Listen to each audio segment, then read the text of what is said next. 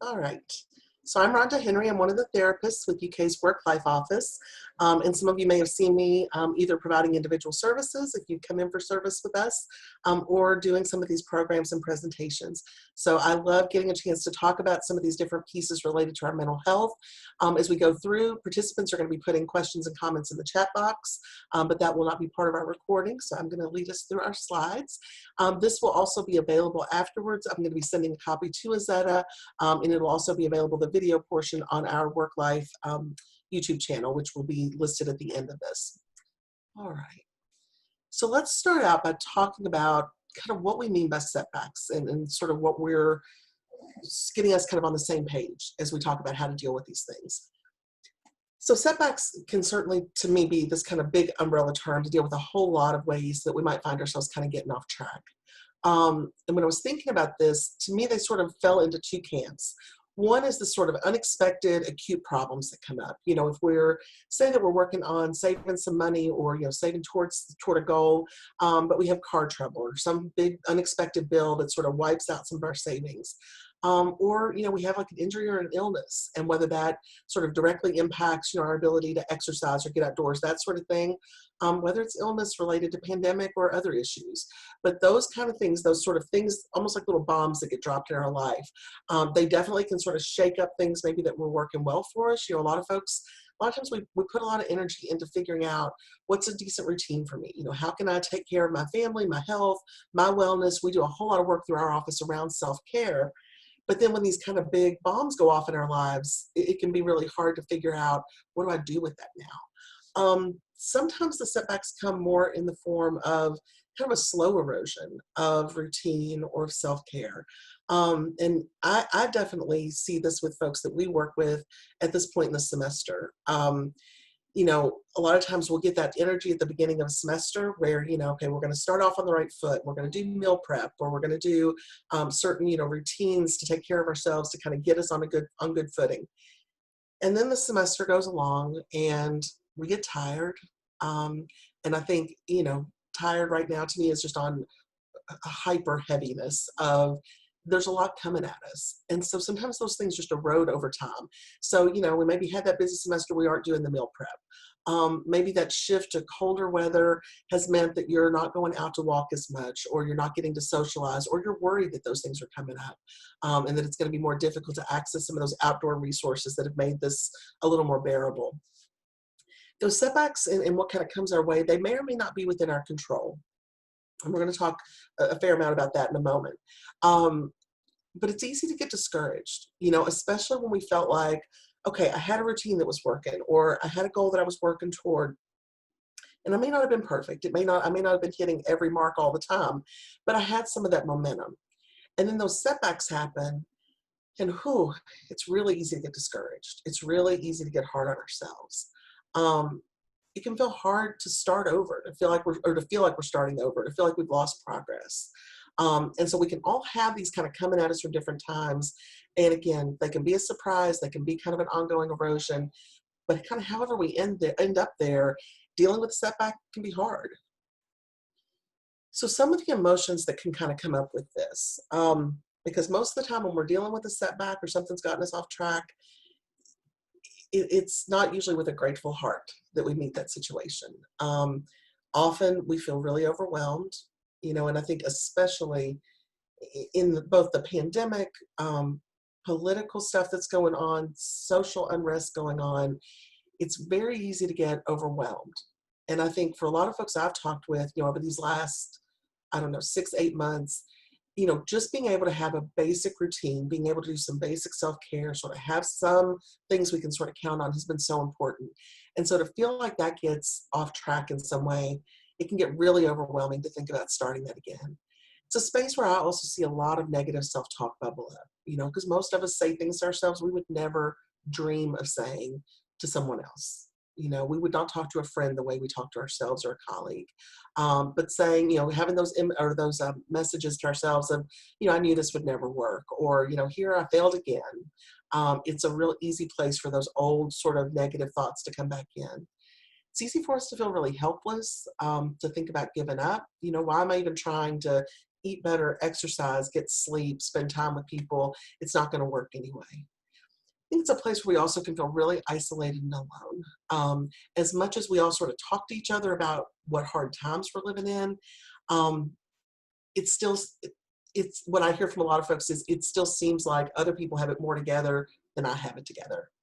And so it's easy to get in that place of feeling like you're the only one dealing with those kind of setbacks or problems. And it's also a space where we see a lot of shame, fear, and frustration come up, especially if it's, ongoing or long-term things you've been working toward, feeling that shame of, I've tried losing weight before, and here I am back at the beginning, or here I am, where I've gotten off track, and really having those negative emotions come up. What we find with that is when we're kind of swimming in those negative emotions, it gets really hard to find our footing again. So where to begin? This, and some of you may have probably seen this graphic. I've used it a lot in the last few months because I like it. And so where to begin with this?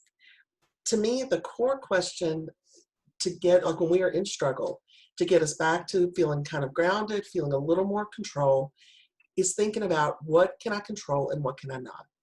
And it seems like such a simple question, but there's a reason we keep coming back to this, and we talk about lots of different topics, but this threads through many of them. So I like this little graphic. I stole it from online, just like other graphics that we steal. But I like that it speaks to some pandemic stuff, and it really kind of breaks some of these things out. So whatever the either conflict or the setback is that we might be dealing with, to me, this is the starting question of what is going on right now in this moment. What can I control and what can I not? And I just can't say strongly enough how important I think it can be to write those things down, draw a circle on a piece of paper, draw a line down the paper, make a list on each side, putting words to that and making ourselves really grasp what are the parts I can control, because it gets really easy to sort of live in the parts, especially right now, of there's so many things I can't control. There's so many things I can't influence. But being able to sort of parse out and figure out, okay, within this, what can I control? And sometimes it really is just my own response to it. It's my own feelings. It's my own attitude. And sometimes if you find that it's hard to get to this and to sort of make sense of it, that's a space where talking to somebody like a counselor or even a friend sometimes can help us sort of bring some clarity to this part. So starting with thinking about what parts of the situation can you control and what parts can you not. We're going to start by talking about the parts we can control. So when there's some stuff within that list, and there are some things that that are within our control, here's some of sort of these first steps in doing that. So sometimes that involves setting boundaries, and the biggest Post-it note in the world here is blown up on your screen. But this kind of gives you some examples of somebody who's wanting some boundaries around work, So if we're wanting to set some boundaries, where are some things I can do? I maybe can't control whether, a boss or somebody leading a project is sending something to me to work on, but can I put some limits on some of that? Can I be a little more in control of my work time and space? Identifying those next steps, and just like I like having that list of what can I control, what can I not, being able to have that list of what are those next steps, okay, this week, here's a couple things I need to get done. It may be that list becomes even shorter. What's today? What's this afternoon? What are a couple of those first steps that we need to start with? Because remember, we talked about that feeling a second ago of overwhelm. It's very easy to get overwhelmed in all of this. And so making ourselves choose some words, make the list, starting small, is where we're going to be able to get a little bit of traction. Developing that to-do list and those next steps, seeing where we need to start. Identifying priorities. So again, there may be 10 things I need to deal with and get on track, but what kind of rises to the top? Okay, I know if I work on this piece of it, some of the other parts are more likely to fall in place, or it's going to be a little easier to work on those. You may want to set specific goals. Again, depending on what this is, you may use some or all of these kind of tips. And we talk about these a lot, in various ways. When we talk about self-care, we talk about setting limits or boundaries. But when we're looking at the parts we can control, we want to identify what they are, and then we want to start making a plan to kind of break those down. And even when that's hard, most of us are more comfortable dealing with the what can I control stuff, okay? We're going to come to the other stuff in a minute. But when we're looking at the parts we can control, what rises to the surface? Where can I start with it? How do I get started back? So when we're starting again, when we've had this setback idea, when we've had a setback, how do we start over when we had the setback, when we've gotten off track, or when we've lost momentum? How do we begin again? And a lot of times when folks will talk with me about this individual, this comes up a whole lot in individual counseling. And, folks are like, yeah, I was doing great for a while. And then, my daughter got sick, or, I had to take the pet and do something there. We had, the basement flooded. Something got us off track. And now I can't figure out how to get back to where I was. And I think one important part of that sort of getting back, getting our feet back under us is thinking about what's the starting space, because most of the time we can't recapture exactly where we have built up to. Most of our progress on things has come as sort of one step building on the next. And so we're not going to start at the height of where we were. We really need to start at the beginning. So breaking that down, I've got this example, and I just used exercise fitness kind of stuff to break this one down, because I think it's a really easy one to sort of break out these categories. And I like to kind of think of it as sort of 3 steps. So the first one being, what is that manageable starting space? So with something like working out, it might be, can you start out just doing some stretches when you get up in the morning? Maybe a client I'm working with might identify they're going to walk 10 minutes 2 days a week and do that for a couple of weeks, just to sort of get to kind of prime the pump, get things moving again a little bit, starting to feel like, okay, I've set manageable enough goals, because that's the really important part with that part. Manageable enough so that I can get some traction. I get the traction by succeeding at those manageable goals. So I've set something low enough. If I'm on that first block and maybe I walk 4 days a week for 10 minutes each, that's great. Like, that's only going to be like a little extra gold star on my list. But even if I'm hitting just the 2 times a week, 10 minutes each time, I get to put that check mark, that literal or figurative check mark, and feel that accomplishment. I set out to do something, and I was able to do it. When we're in that building momentum phase, that might look more like this middle block. So, walking 30 minutes 3 times a week, doing an online yoga class in the week. So we're challenging ourselves to step up our game some, but we're not expecting ourselves to be back at necessarily where we stopped before, because we may need to build up our strength again. We may need to build up our tolerance for something, that sort of thing. Our bigger goal, that gray box that's at the bottom, that may be what we're ultimately working toward. Maybe that's what we were doing at the end of summer, and we realized that, like, okay, all semester now that school's back, I've not been doing those things. We're probably not going to start at the gray box. That's going to be too high for us. And so that might be, again, I think it can be beneficial to sort of break out what that bigger goal is. What am I working toward? What am I doing these incremental changes toward? Even if I'm not going to land there on day 1, but to have that sort of vision in mind. So maybe that big goal, walking 30 minutes 5 days a week, doing online yoga multiple times a week, learning about weightlifting or starting that. So being able to kind of break goals out into these, or your goals down into these kind of 3 levels of what's a good starting space for me, what is something, make it hard to fail.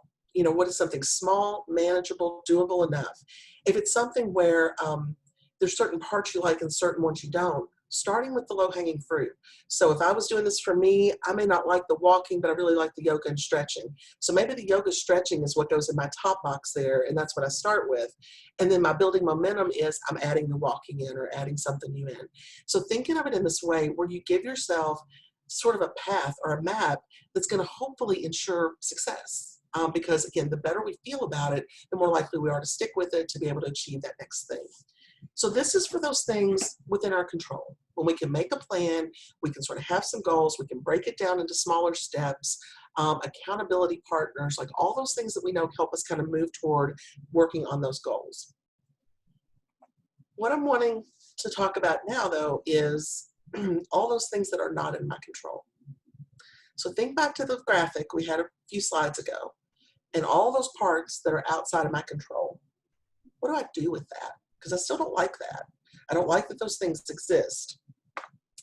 That is where we enter with radical acceptance. So obviously there's a lot of text on these. I'm not going to read through every word, but I want to hit on some of this. Again, this will be available afterwards for anyone who's wanting it. The idea of radical acceptance is honestly pretty simple at its core. And it really is just about accepting everything about yourself, your current situation in your life, without question, blame, or pushback. Talk about an aspirational goal. Okay, most of us are not going to start there. And for most of us, it's going to be an ongoing kind of always work in progress to move toward that in certain areas. But sort of getting that concept, sort of letting ourselves hold on to the fact that we don't have to like something to realize that is our reality and to work within that. And I think, as you look further down into some of the additional text on those, it's not about condoning or embracing the things that we're going through. It's, it's this idea of acceptance. And it doesn't mean that we're being passive. It doesn't mean that we're being self-indulgent, that we're just saying, oh, there's nothing I can do about anything in my life. No, we started with that first exercise of what can I control, what can I not.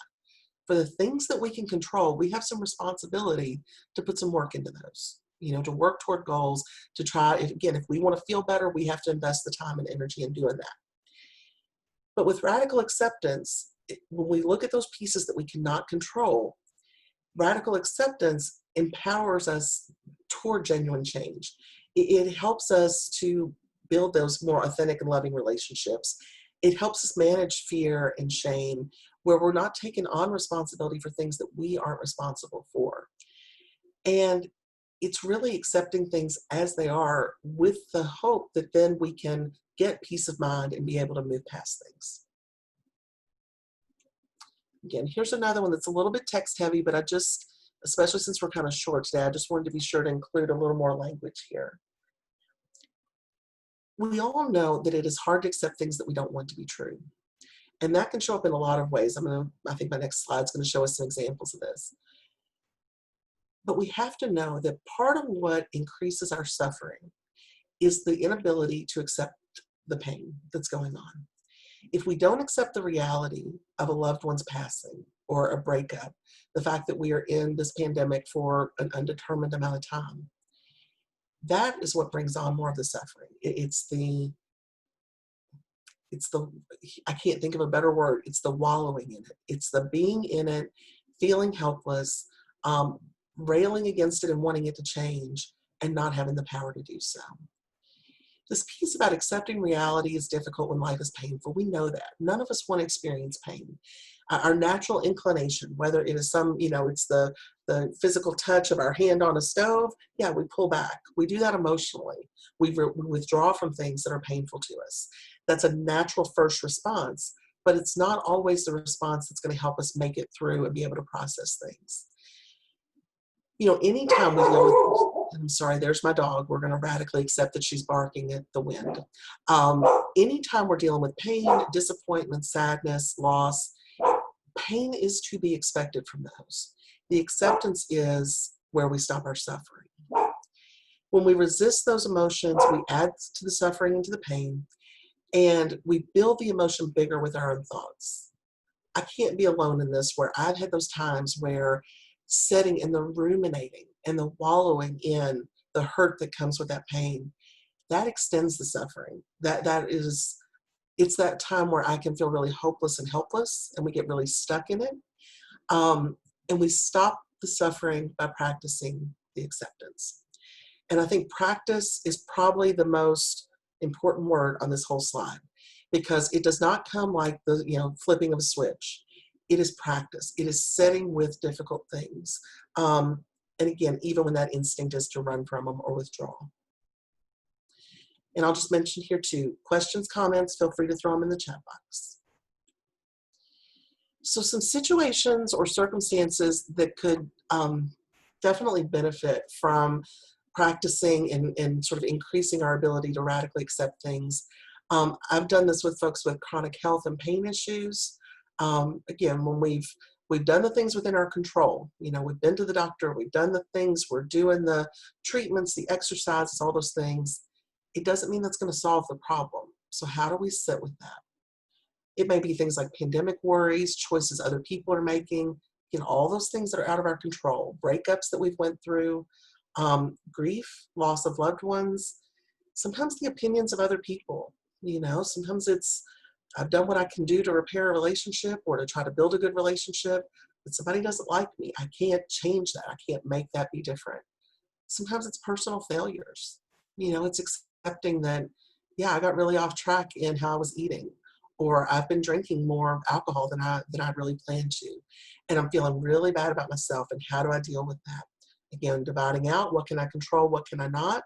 And then how do I sit with these pieces that we can't control? One of my favorite people that's out there is Brene Brown, and many of you have probably heard me talk about her at some points. And she is a wonderful social worker that has done so much research around um, resilience, shame, self-worth, imperfection, dealing with perfectionism, expectations of ourselves. And this is one of kind of her core teachings that I've just always found to be really, I don't know, beneficial or clarifying for me. This idea that when you numb your pain, you also numb joy. And what we mean by that, if you look down in the bottom sort of pieces of the slide there, when we're avoiding emotion, it definitely is a path toward depression and anxiety. When we're not dealing with emotion that is there and that is real and is coming up for us, and we try to push it down and ignore it and not deal with it, it's going to come back up in other ways. It is. And sometimes that's going to be depression and anxiety. Sometimes that's also going to be other destructive behaviors. And a lot of times, addictive behaviors. So things like gambling, drinking, or using other drugs, overspending, eating too much, too little, overworking. Those things we often do to numb out. But the problem is, we aren't just numbing that selective little corner of pain that we're dealing with. We're numbing everything. We're putting emotional distance between us and people we love. We're zoning out of our work, or we're zoning out of things that we used to enjoy. And so knowing that when we make those choices, we don't get to pick and choose what gets numbed. We get numbed in our whole self. So we become a numb friend, partner, parent, coworker. And most of us don't want to live that life, but it can feel really scary to try to sit with the pain. So when we are looking to cultivate radical acceptance, when we are wanting to do more of this and bring more of this in our lives, we have to start with awareness. And whenever I'm talking with individual clients, that is one of those things that we talk about first, mostly across the board, I think, is just how much are they aware of things that are going on? How much are they aware of their thoughts, their emotions, what actions they're taking, what feelings come up from that? And when are you judging and criticizing? And when I'm asking that question, it also includes yourself. So when are you judging, criticizing other things, but when are you also filtering yourself through that as well? This idea of releasing resistance. So chronic resistance manifests as annoyance, blanket statements, controlling behaviors. Because when we're trying to control everything, it's not going to work. And so we're going to feel these things. We're going to feel this frustration and this annoyance because we don't have the ability to control things outside of ourselves. Remembering we can only control ourselves. Knowing what we can and can't control is crucial. Just can't say it enough. I mean, honestly. And if you hear me ever talk about most anything, that thread will come up more consistently than probably anything else. What can we control? And then how do we take action with what we can? And how do we set with the stuff that we can't? Examining our expectations. So, our expectations we know can lead to disappointment, fear, more resistance. The gap between expectation and reality can be that source of pain and suffering. This is as true gets in what I've seen with working with folks over 27 years. Often, when people are struggling with aging, when they're struggling with not being married at a certain point, not having children at a certain point, not being at a certain place in their career, often when we dig back in there, there's this gap between here's what I expected to be going on at this point in my life, and here's what's really going on. Think about pandemic and how many things would fit into this related to pandemic. I expected my senior who graduated last year to get to have a big graduation party, to get to start school in a certain way. None of that's happening the way that I thought it was going to. I expected, for somebody, maybe I expected to hit retirement and be able to travel and do all kinds of things, and I've saved all this money, but my health is really bad and I'm in chronic pain. And so these gaps between what we had expected, what we had hoped for, what we may have been working for big chunks of our life, and reality of what's going on, that is often a source of pain and suffering. And so being able to sit with the pain of it, this is hard, how can I do something different? It's how we don't just marinate in that suffering. Using some of those coping statements can be one way of helping with that. Let me go to the next slide so you can see some examples of these. So sometimes, I'm sorry about that. Sometimes that lack of acceptance or resistance sounds like things like on the left or kind of that middle column. This isn't fair. This isn't right. This can't be true. This shouldn't happen. Again, think about those blocks we said that radical acceptance can help with. Things like divorce, loss or death of a loved one, sometimes loss of a job, pandemic issues, chronic pain and illness. These are the things that kind of come up for us. Understandable, absolutely. We don't want them to be true. We don't want to have to deal with them. When we try to move into acceptance, we come to that column on the right. And again, there's a lot of different ways that it's sort of stated there.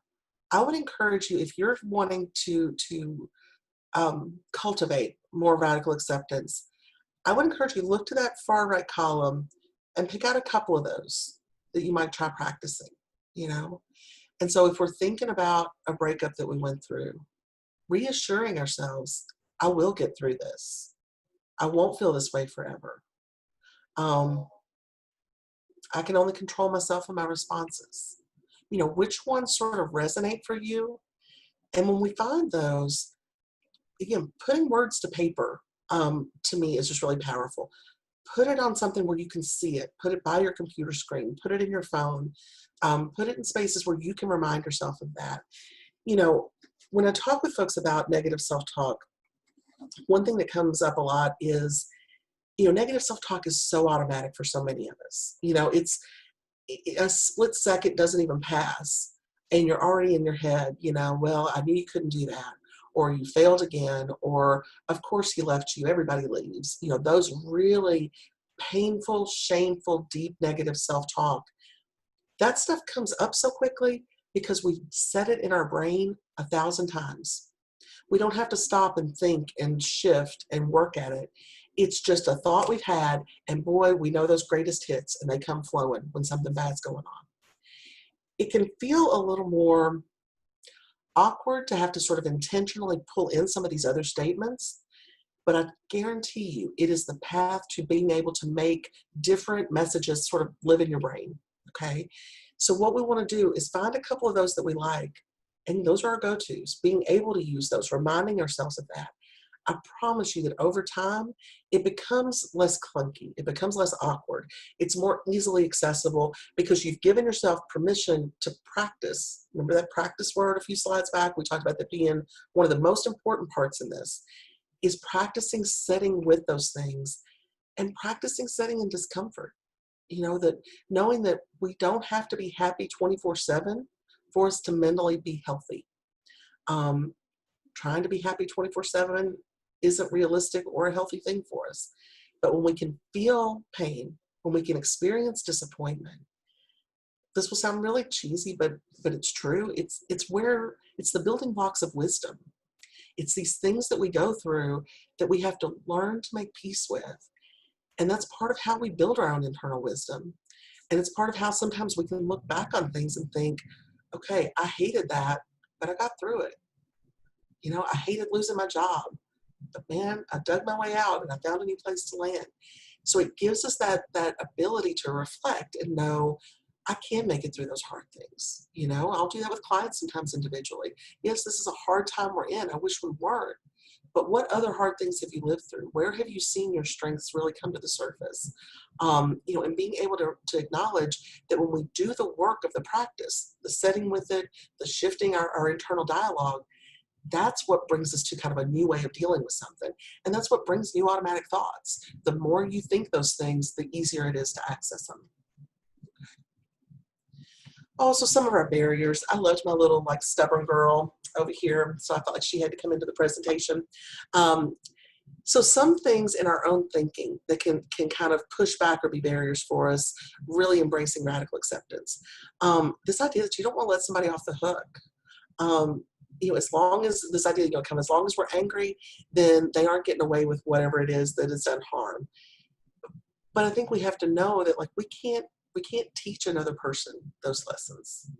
And often you're not really so much holding somebody else on the hook as you're holding yourself on the hook. You're keeping yourself sentenced to rumination and marinating in these things. Remembering that like accepting or I'm sorry, that one of the barriers can be accepting means that I agree and I'm never going to agree. Radical acceptance is not that. It does not mean we have to agree or condone or endorse a situation. It means we acknowledge it's real. We acknowledge this is what's going on, and here's how I'm choosing to deal with it. Because the choice, that's what I've got some control over. This idea that I need to be angry to protect myself. Anger and withdrawal, resentment can seem like armor to protect ourselves. It can feel good when I've got something to do. If I can get good and angry and stirred up at somebody, I can feel all sorts of adrenaline come from that and power come from that. But ultimately, what's happening? How is it seeping into my day-to-day life? How is it impacting my sleep? How is it impacting relationships? How is it impacting the quality of my work? And so it's almost a false sense of power that anger can give us, because we have to know that the anger can't protect us from future harm and hurt. We can't bank that up. We can't do something to feel powerful and keep us from experiencing this. And really being able to sit with it is what allows us to release it in a lot of ways. So some things that can help sort of promote the practice of radical acceptance. Mindfulness practice, and there's lots of different options for that around UK and obviously out in the community as well. Things like gratitude practice. Look, let me back up. Mindfulness practice, meaning that when we're able to learn to sit with something and be mindful of what our reactions are, again, it gives us more control over our response, over our own emotions, over our thoughts, over what we do with some of those things. I think gratitude practice is a nice kind of combination with radical acceptance. So we're able to feel sort of the gratitude for the things that are working or the things that we do have in our lives, even if we're having to sit with this acceptance of the things that are painful. Tara Branch has a really good book, and it's been around for a while. But again, if you're interested in learning more about that or reading more about it, those are just a couple of places that I think those two practices can sort of fit in well with it. And then her book has got a lot more detail, of course, going into this. Okay. And I know my time, our time is winding down for this part of it. So we're going to be going to questions in just a moment. Before I get to that part, I just wanted to mention the therapists within the Work Life Office are doing a Real Talk series. So you get all four of us sitting around along with our elder care specialist and talking about some different topics.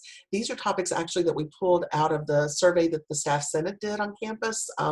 Earlier, I can't remember if it was end of summer, beginning of this semester, but we pulled what people's biggest concerns were, and we're just sitting around talking about some of those. So sharing resources, ideas, tips, questions, that sort of thing. We have 2 more of those coming up this fall. I would expect strongly that's going to continue into the spring semester. These are just the ones that we have right now. So the first 3 are available on our YouTube channel, and then we've got 2 coming up.